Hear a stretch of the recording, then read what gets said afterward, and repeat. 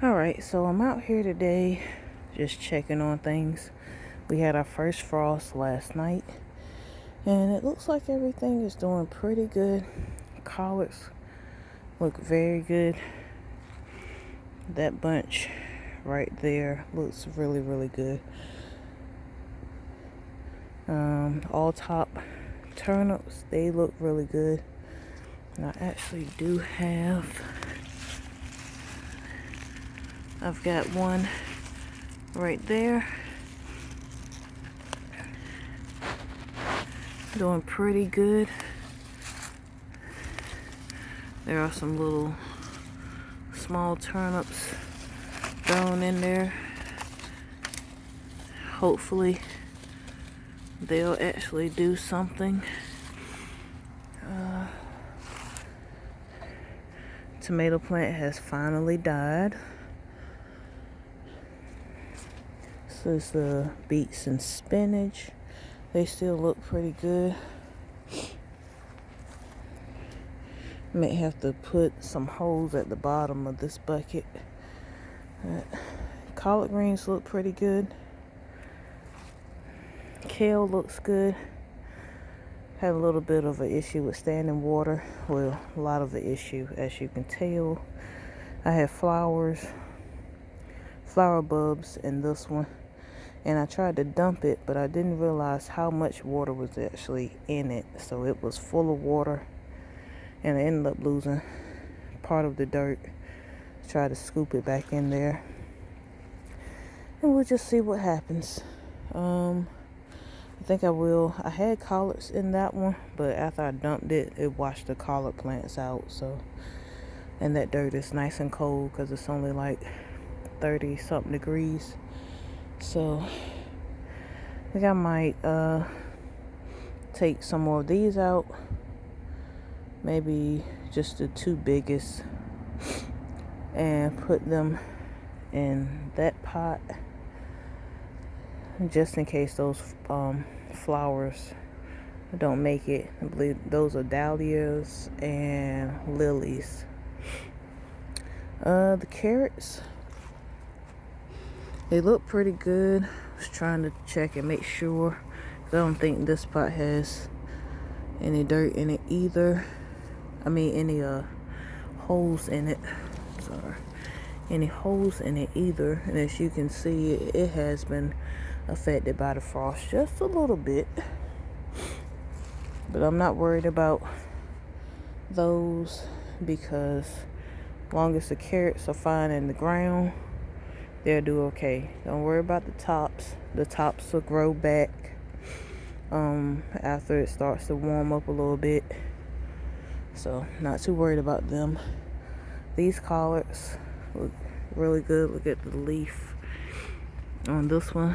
Here's my hand. Here's the leaf. Looks very good. Very good. I think there are like 4 plants in here, but right now all I can really see is 2. So once I cut these limbs back, it'll give the other ones time to get to the sun, and they'll start growing. So okay, I did put some holes in there and in the bottom, so hopefully that will be able to drain. All right, the peas do have some that were affected. See the light color, they were definitely affected by the frost.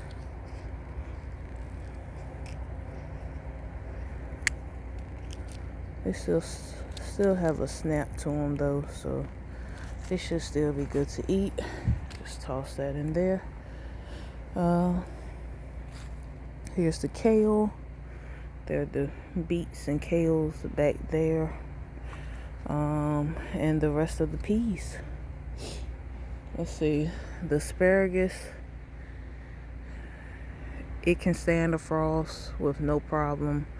A hard freeze might, kill this fern back, but again, it's a rooting vegetable, so it'll just send up new roots. The strawberry does not seem to have been affected, maybe because where it was put, and it actually still has flowers on it. And let's see if you all can see the little strawberry right there that's hanging. It probably won't turn red, but it's an ever-bearing strawberry, and I don't know what the name of it is. And it just produces just all the time, as long as the weather permits it. As long as it doesn't get a hard freeze, it will still produce. So that's it. That's all that's going on. That is the garden itself. I do love seeing those nice big collards, and this is just the 19th of November. So yeah, we got this right here. Just these big leaves in this pot will give you a handful of collards when you actually cook them down, but it will be enough for 2 people to taste. And if you want to make a meal out of it, you may get enough for 3 people. May depend on how long you cook it, but right now that's enough for me and my mom to get some for Thanksgiving. So that's all that matters.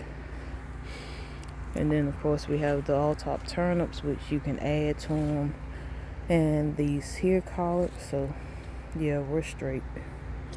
All right, that's all that's going on out here. Thanks for watching.